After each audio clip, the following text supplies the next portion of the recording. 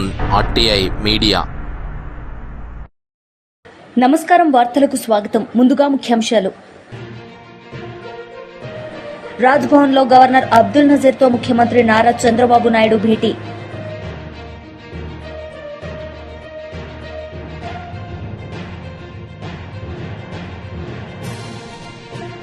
MLA అనంత Venkatramireddy media సమావేశం, పలు అంశాలపై వివరణ. రాజ్భవన్లో గవర్నర్ అబ్దుల్ నజీర్తో ముఖ్యమంత్రి నారా చంద్రబాబు నాయుడు భేటీ అయ్యారు. ఈ సందర్భంగా ఆయన మాట్లాడారు. డీజీపీ హరీష్ గుప్తా గారు, ఈ కార్యక్రమానికి వచ్చిన మిత్రులందరికీ నమస్కారాలు. ఈరోజు మనం అందరం కూడా నేషన్ ఫస్ట్, దేశం మొట్టమొదటిసారిగా మనం కాపాడుకోవాల్సిన అవసరం ఉంది. దేశంలో ఎలాంటి సమస్య వచ్చినప్పుడు కూడా భారతదేశంలో ఉండే ప్రతి ఒక్క వ్యక్తి మేమందరం సంఘటితంగా ఉంటామని చెప్పడమే కాకుండా అందరం కూడా ముందుకు నడవాల్సిన బాధ్యత మనందరిపైన ఉంది. ప్రపంచ శాంతిని పట్టి పీడిస్తున్న సమస్య ఉగ్రవాదం. తీవ్రవాదం కానీ ఉగ్రవాదం కానీ ఇవన్నీ కూడా మనం చూస్తే ఆ దేశం యొక్క అనిశ్చిత పరిస్థితికి, ఆర్థిక ఇబ్బందులకి, అన్ని సమస్యలకి దోహదం చేసే పరిస్థితి వస్తుంది. అలాంటిదే పహల్గాంలో ఉగ్రవాదులు చేసిన మారణకాండ. కేవలం పర్యాటకులపై చేసింది కాదు. ఇది ఒక మాటలో చెప్పాలంటే వాళ్ళు ఏ విధంగా చేసినా భారతదేశాన్ని యొక్క శాంతి సుస్థిరతలపైనే దెబ్బతీసే పరిస్థితికి వచ్చారు. ఇలాంటి సమయంలో మనం అందరం కూడా మతాలకు, కులాలకు, ప్రాంతాలకు అతీతంగా ముక్త కంఠంతో దేశం అంతా కూడా దీన్ని ఖండించాల్సిన అవసరం ఉంది. ఆ రోజే మనందరం ఖండించాం. మనందరం ఇప్పుడు మాట్లాడిన విషయాలు మనం ఆలోచిస్తే అందరిలో ఒకే భావన, నేషన్ ఫస్ట్, వీఆర్ ఇండియన్స్ అనే భావంతో మనం ముందుకు పోయాం. అదే సమయంలో జరిగిన నష్టాన్ని తిరిగి తెచ్చుకోలేం. ఆ దాడిలో చూస్తే 26 మంది అమాయక ప్రాణాలు కోల్పోయారు. నేను కూడా పోయి చూశాను. వాళ్ళ బాధ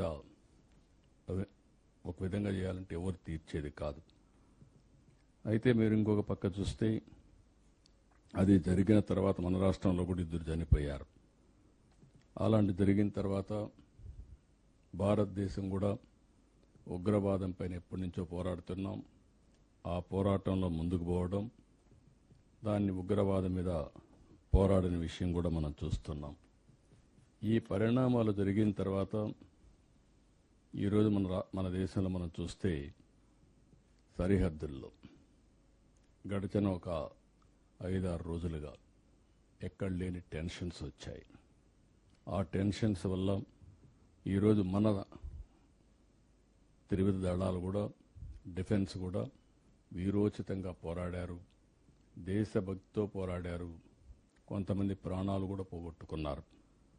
అందులో మన రాష్ట్రానికి సంబంధించినటువంటి తెలుగు బిడ్డ మురళీ నాయక్. కనీసం 22-20 సంవత్సరాల్లో ఏదైనా నేను చేయాలంటే ఈ దేశం కోసం నేను పనిచేయాలి, నేను మిలిటరీకి పోవాలని చెప్పి వెళ్ళడమే కాకుండా దేశ రక్షణకు పోయినప్పుడు ఓసారి ఒకవేళ ఎప్పుడైనా నేను చనిపోతే జాతీయ జెండా కప్పుకొని నేను చనిపోతానని కూడా ముందుగానే చెప్పాడంటే అది అతనికి ఉండే పట్టుదల. ఆ పట్టుదలతోనే ఈ సైన్యంలో చేరి వీరోచితంగా ప్రాణాలు పోగొట్టుకున్నాడు. ఇలాంటి అమాయకులు చాలామంది దెబ్బతినే పరిస్థితికి వచ్చారు. ఇక్కడ మనం గుర్తుపెట్టుకోవాల్సింది, భారతదేశం ఎప్పుడు కూడా వేరే దేశాలపైన యుద్ధం చేయాలన్న ఆలోచన ఎప్పుడూ ఈ దేశానికి లేదు. ఈ దేశం యొక్క ఆలోచన దేశ సార్వభౌమత్వాన్ని కాపాడుకుంటూ స్వయం ప్రతిపత్తిని ఎవరొచ్చినా మన మీద వస్తే మాత్రం మనం గట్టిగా ఉంటాం. తీవ్రవాదం కానీ ఉగ్రవాదం కానీ ప్రజల్ని బాధ పెట్టే ఎలాంటి సమస్యలను కూడా మనం ఎప్పుడూ ఉపేక్షించే పరిస్థితి ఉండదు. అలాంటి పరిస్థితుల్లో ఇలాంటి సంఘటన జరిగినప్పుడు ఇప్పుడు నేను మిమ్మల్ని అందరినీ చూశాను. ఒకే మాట మీద ఉన్నారు. అందరం కూడా ఏ కులమైనా, ఏ మతమైనా, ఏ ప్రాంతమైనా అందరం కూడా భారతదేశం కోసం పనిచేస్తామని ముక్త కంఠతో చెప్పారు. ఇందులో ఆంధ్రప్రదేశ్కి వచ్చినప్పుడు నేను మిమ్మల్ని అందరినీ ఎన్నో సంవత్సరాలుగా చూశాను. ఇక్కడ ప్రజాస్వామ్యంలో విభేదాలు ఉండొచ్చు, ఒక్కొక్కరు ఒక అభిప్రాయంతో సిద్ధాంతాలతో ఏకీభవించకపోవచ్చు. కానీ రాష్ట్ర భవిష్యత్తు వచ్చినప్పుడు, దేశ భవిష్యత్తు వచ్చినప్పుడు ఎప్పుడూ వెనకాడిన సందర్భాలు లేవు. రెండోది, మత విద్వేషాలు కూడా లేనటువంటి రాష్ట్రం ఈ ఆంధ్రప్రదేశ్ రాష్ట్రం అని చెప్పి కూడా నేను మీకు తెలియజేస్తున్నా. అందుకే మనందరం ఈరోజు సమావేశమై ఎవరైతే దేశ రక్షణలో ప్రాణాలు పోగొట్టుకున్న సైనికుల త్యాగాన్ని మనం ఒకసారి గుర్తు చేసుకుని వాళ్లకు సంఘీభావాన్ని తెలియజేయడానికి మనం ఇక్కడ సమావేశమయ్యాం. భారతదేశం చేసే పోరాటానికి మనం ముక్త కంఠంతో వారికి కూడా. బీఆర్ఎస్ పార్టీ లీడర్ మీడియా సమావేశం నిర్వహించారు. ఈ సందర్భంగా ఆయన మాట్లాడారు. కానీ ఈరోజు ఆందోళనల మధ్య అందాల పోటీలు జరిగేదాన్ని మాత్రం ప్రజలందరూ కూడా ప్రశ్నిస్తూ ఉన్నారు. అందరూ కూడా వేలెత్తి చూపుతూ ఉన్నారు. దేశమంతా కూడా మరి మన వైపు చూస్తూ ఉంది. కాబట్టి ఒక్కసారి దీని గురించి ఆలోచన చేసుకోవాలా. ఎప్పుడు కూడా ప్రభుత్వం అనేది అధికారంలో ఎవరున్నా సరే మననం చేసుకోవాలా. మనం చేస్తుంది కరెక్టా రాంగా, ఏ డైరెక్షన్ రాష్ట్రం ఏ డైరెక్షన్లో పోతుంది, ఏ దారిలో పోతుందో చూసుకోవాలా. రాష్ట్ర పరిస్థితి ఏమో కూర్చొని చేతిలో రాయలేక రాష్ట్ర పరిస్థితి అయిపోయింది ఈరోజు.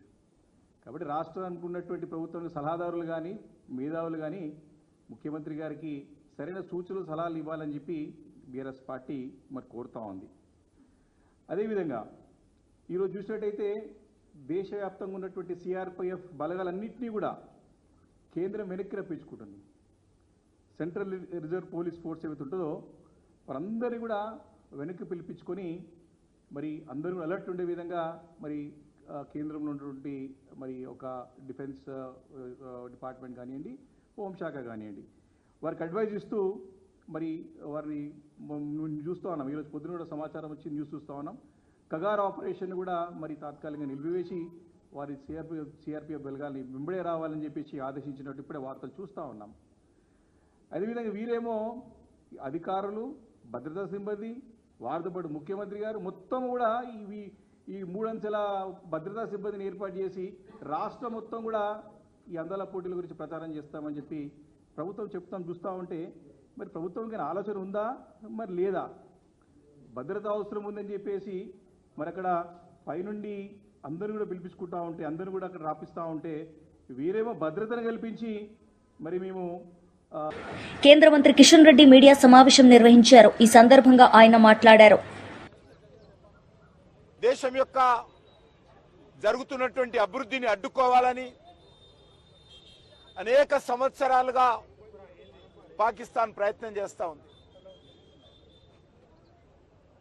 అనేక యుద్ధాలు చేయడం జరిగింది.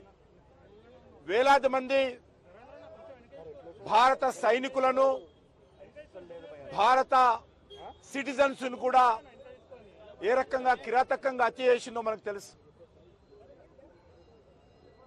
మన హైదరాబాద్ నగరంలో కూడా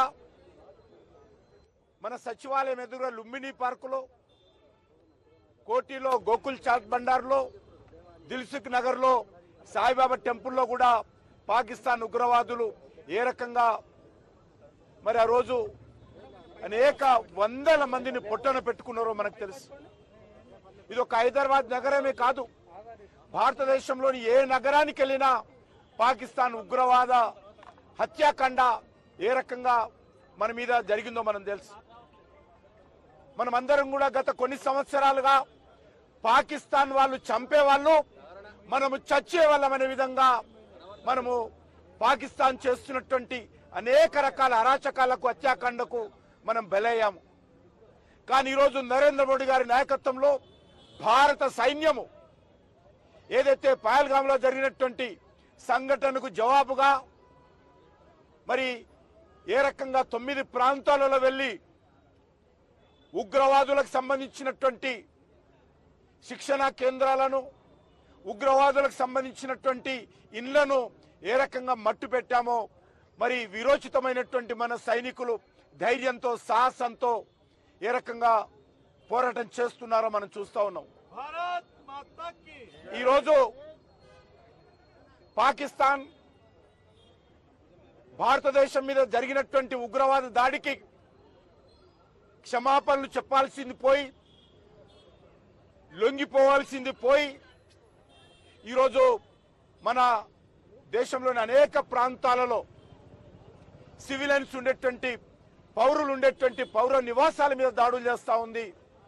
సైనికులకు సంబంధించినటువంటి కేంద్రాల మీద దాడులు చేస్తూ ఉంది. అమాయకులైనటువంటి ప్రజలను మరి ఏ రకంగా కాల్చి చంపుతుందో మనం చూశాం. అందుకే ఈరోజు మన సైనికులు పాకిస్తాన్కి అనేక ప్రాంతాలలో బుద్ధి చెప్తా ఉన్నారు. ఎమ్మెల్యే అనంత వెంకటరామరెడ్డి మీడియా సమావేశం నిర్వహించారు. ఈ సందర్భంగా ఆయన మాట్లాడారు.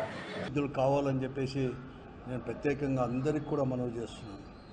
కాబట్టి అందరికి కావాలని చెప్పి మనం చేస్తూ మరొక మారు అతనికి జోహర్లు కూడా అర్పిస్తూ, నిన్న ముఖ్యమంత్రి చంద్రబాబు నాయుడు గారు ఈ రాష్ట్రంలో జూన్ 12 తిరిగి తెలుగుదేశం నాయకత్వంలో కూటమి ప్రభుత్వం ఏర్పడిన తర్వాత మరొక మారు కూడా విజిట్కి కూడా రావడం జరిగింది. ఆయన విజిట్కు రావడము, హంద్రీ నీవాని సుజల స్రవంతి ప్రాజెక్టును కూడా కంప్లీట్గా కూడా సందర్శించడం, అక్కడ ఛాయాపురంలో మాట్లాడిన తీరు ఇవన్నీ చూస్తా అంటే చంద్రబాబు నాయుడు గారి చేతుల్లో ఆయన గమనిస్తే ఏమీ మార్పు రాలేదు. అతని రాజకీయ జీవితం అంతా కూడా అబద్ధాలు చెప్పడంలోతోనే సరిపోతుంది. ఈ మరొక మారు కూడా నిన్నటి రోజు అతని పర్యటన కూడా కేవలం అబద్ధాలు అన్నీ కూడా మరొక మారు చెప్పడం, వెళ్ళిపోవడమే చెప్పినాడు. అతను చేయని పనులు కూడా అతనే చేసినట్లుగా ఈరోజు చెప్పుకోవడము, ప్రచారం చేసుకోవడం మాత్రమే పరిమితమైనాడు తప్ప ఈ జిల్లాకు అదనంగా ఒక హంద్రీ నీవా వలన, ఇరిగేషన్ ప్రాజెక్టు వలన కానీ వనగూరేది ఏమాత్రం కూడా ఒక నిర్ణయం కానీ తీసుకోకుండా మరొక మారు ఈ జిల్లా ప్రజలకు, ముఖ్యంగా రైతాంగానికి, ఈ జిల్లా అభివృద్ధికి కూడా గట్టి దెబ్బ, అంటే ఒక ద్రోహం చేసిపోయినట్టు తప్ప మరొకటి కాదు అని చెప్పేసి కూడా మరొక మారు కూడా నిరూపించబడింది నిన్న పర్యటన కూడా. అతను ప్రారంభించి నుంచి కూడా అతను ఏమీ చేయలేదు. కేవలం ప్రతిపక్ష పార్టీ పైన ఆరోపణలు చేయడం. జగన్మాతను అతను కానీ వారి యొక్క నాయకులు కానీ, ఆ స్థానిక నాయకులు, తెలుగుదేశం పార్టీ కానీ, మంత్రి గారు కూడా, ఉరవకొండ నియోజకవర్గం నుంచి ప్రాతినిధ్యం వహిస్తున్న కేశవ్ గారు కూడా కేవలం ఆ తెలుగుదేశం పార్టీ చేయనట్టుగానే ప్రచారం చేసుకోవడానికే ఆ సమావేశాన్ని, ఆ సభను కూడా ఉపయోగించుకున్నాడు తప్ప మరొకటి కాదు. జగన్మోహన్ రెడ్డి గారు ఉన్న 5 సంవత్సరాల్లో కూడా ముఖ్యమంత్రిగా ఉన్నప్పుడు హంద్రీ నీవాకు ఒక గంప మన్ను కూడా ఎత్తేయలేదు అని చెప్పడానికే పడరాని పాటలు కూడా పడ్డారు. ఇది గురిగింజ సామెత అనేది చాలా కూడా ఉంది. కానీ వారి కథ ఏమైనా చూసుకోవాల్సి పడింది. ఈరోజు ఈ కృష్ణా జలాలు అనేది చంద్రబాబు నాయుడు గారు చెప్పినట్టుగా ఏదో ఎన్టీ రామారావు గారు ఉన్నప్పుడే దాన్ని ప్రారంభించినట్టుగా, చంద్రబాబు నాయుడు గారు ఉన్నట్టే దాన్ని అంతా కూడా పనులు ప్రారంభించినట్టుగా ఈరోజు చెప్పుకొస్తూ పోయినాడు నిన్నంతా. కానీ ఇది కాదు. ఇది రాయలసీమ ప్రజల యొక్క కళ, పోరాటాలు.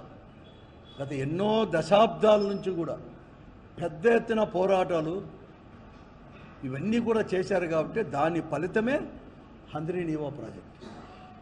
దాన్ని 1983 హంద్రీ నీవా సుజల స్రవంతి ప్రాజెక్ట్ అని చెప్పి ఓడిస్ దగ్గర ఎన్టీ రామారావు గారు ముఖ్యమంత్రిగా అయినప్పుడు ఫౌండేషన్ వేశాడు. పేరేమో చాలా అందంగా పెట్టారు. కానీ ఆయన ఉన్నంతవరకు కూడా ఎక్కడ కానీ పనులు మాత్రం ప్రారంభం కాలేదు. 89 వరకు కూడా ఎక్కడ కానీ పనులు కూడా ఎక్కడ కానీ హంద్రీ నీవా సుజల పేరు ఫౌండేషన్ వేసినాడు. కానీ 83లో ఎక్కడ కానీ ఒక అడుగు కూడా ముందుకు వేయలేదు, ఒక గంప మన్ను కూడా తీవలేదు. తర్వాత 94లో కూడా మళ్ళీ మాట చెప్పారు తెలుగుదేశం పార్టీ వారు, పెద్ద మెజార్టీతో గెలిచారు. ఈ రాష్ట్రంలో చంద్రబాబు నాయుడు గారు, ఎన్టీ రామారావు గారు మాత్రమే. మాజీ మంత్రి సజ్జల రామకృష్ణ మీడియా సమావేశం నిర్వహించారు. ఈ సందర్భంగా ఆయన మాట్లాడారు. ఎన్నికల కమిషన్ పరిధిలోకి వచ్చిందని చెప్పి దాని ద్వారా ఎంత అడ్డగోలుగా వ్యవహరించారో, ఎంత రాజ్యాంగ విరుద్ధంగా రాజ్యాంగాన్ని ఉల్లంఘించి వైలెన్స్ క్రియేట్ చేశారో అందరూ చూసాం. ఇంకా తర్వాత ఏకంగా పరిపాలనలోకి వచ్చినాక ఒక పథకం ప్రకారం ఏ అంటే అది రాసుకోవడం, నువ్వు సంతకం పెడతావో లేదో, వచ్చిన వాడికి అక్కడ ఉన్నా ఉండకపోయినా కేసు పెట్టడం, మేజిస్ట్రేట్ దగ్గరికి తీసుకోవడం, రిమాండ్కి పంపించడం, ఆ తర్వాత ఇంకోటి ఏదో పెట్టడం. దానికి ఆ టైంలో ఎవరైతే నిందితుడిగా వీళ్ళు పెడుతున్నారో వాళ్ళు అక్కడ ఉండడం అవసరంలా, లేదా రాయించిన వాడు ఎవడో వాడికి వీటికి పరిచయం కూడా అవసరంలా.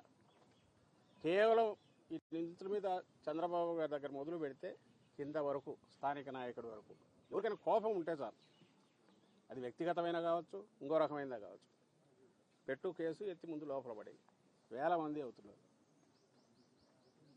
మరి మొన్న మళ్ళీ మాకు కావాలి అప్పుడు ఎమ్మెల్యేగా, అప్పుడు ఎప్పుడుదో పాతది కంప్లైంట్, మా హయాంలోనే కంప్లైంట్ ఇచ్చారు టీడీపీ వాళ్ళు ఎవరు, దాన్ని ఇప్పుడు ఓపెన్ చేసి 307 పెట్టి ఆయన మీద ఒక కేసు పెట్టారు.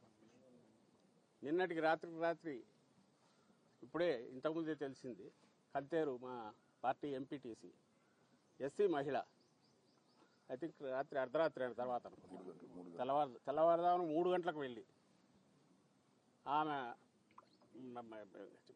దుస్తులు మార్చుకుని వస్తాను, నైటీలో ఉన్నానంటే కూడా వినకుండా బలవంతంగా 20-30 మంది వచ్చి అలాగే ఆమె నైటీలో ఉన్న ఆమెను తీసుకెళ్ళి, మహిళని కూడా చూడకుండా తీసుకెళ్ళేసి వేశారు. ఇప్పుడు ఐ థింక్ కోర్టులో పెట్టినట్టున్నారు అనుకుంటా, పెట్టబోతున్నారు. చట్టం క్లియర్గా చెప్తుంది, చీకటి పడిన తర్వాత కానీ ఇంకో రకం కానీ మహిళల విషయంలో ఎట్లా వ్యవహరించాలనేది క్లియర్ కట్ ప్రొసీజర్ ఉంది, ఇన్స్ట్రక్షన్స్ ఉన్నాయి, గైడ్లైన్స్ కూడా కాదు, స్పెసిఫిక్ ఉన్నాయి, సుప్రీంకోర్టు ఆర్డర్స్ ఉన్నాయి. అంటే టెర్రర్ క్రియేట్ చేస్తున్నారు, రాజ్యాంగాన్ని వాడుకొని టెర్రర్ క్రియేట్ చేయడం, వ్యవస్థీకృతమైన టెర్రర్, రాజ్యాంగం వాడుకొని మిస్యూజ్ చేసి టెర్రర్ క్రియేట్ చేయడం ఇంత పథకం ప్రకారం. ఎప్పుడో 70s లాటిన్ అమెరికన్ కంట్రీస్లో వినేవాళ్ళం నియంతల పాలనలో, అంతకుముందు ఎక్కడ జర్మనీలో అక్కడ చదువుకునేవాళ్ళం. ఇప్పుడు మోడర్న్ ఆధునికంగా తయారైన మన రాజ్యాంగం దీంట్లో కూడా దీన్ని మిస్యూజ్ చేయొచ్చు, ఎంతవరకు వెళ్ళొచ్చు అనేది చంద్రబాబు నాయుడు గారు ఆయన ప్రభుత్వం చూపిస్తున్నారు. ఈ కేసు రాత్రి చెప్తాడు, అర్ధరాత్రి ఎందుకు పోవాలి, వద్దన పోవచ్చు, నిజంగా నువ్వు కేసు ఉందనుకున్నా కూడా. అది కూడా జరిగింది, పిల్లలకు సంబంధించింది ఏదో జరిగింది. వీళ్ళు పెట్టిన కేసు తీసుకోలేదు, ఎస్సీ కేసు పెట్టి అటువైపు నుంచి పెట్టిన వాళ్ళ కేసు మాత్రమే తీసుకొని వీళ్ళని అరెస్ట్ చేసి తీసుకెళ్ళారు. న్యాయాలు పక్కన పెడితే ఒక మహిళతో ఎట్లా డీల్ చేయాలనేది కూడా చేయలేదంటే వీళ్ళు ఎక్కడికి దిగజారిపోతున్నారు. కేవలం ఒక రౌడీలు ఎట్లా బిహేవ్ చేస్తారో, మేము ఇదిగో దౌర్జన్యం చేస్తామనే విషయం తెలిసి భయపడాలి మీరందరూ అని చెప్పడానికే ఇవన్నీ చేస్తున్నారేమో అని అనిపిస్తుంది. మా నాయకుడు చెప్తున్నట్టు కాలం ఎప్పుడు ఇలాగే ఉండదు. ఈ పద్ధతిలో జగన్మోహన్ రెడ్డి గారు పోయింటే అసలు ఐ డోంట్ థింక్ ఇప్పుడు తెలుగుదేశం పార్టీ అనేది ఇలా ఉండేదని కూడా అనుకోవట్లేదు. వార్తలు ముగించే ముందు ముఖ్యాంశాలు మరోసారి. రాజ్భవన్లో గవర్నర్ అబ్దుల్ నజీర్తో ముఖ్యమంత్రి నారా చంద్రబాబు నాయుడు భేటీ.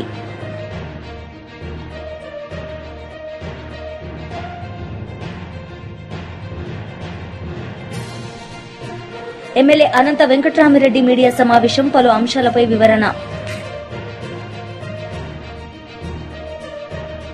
ఈ వార్తలు ఇంతటితో సమాప్తం. తిరిగి ప్రసారమయ్యే వార్తల్లో మళ్ళీ కలుద్దాం. అంతవరకు సెలవు. నమస్తే.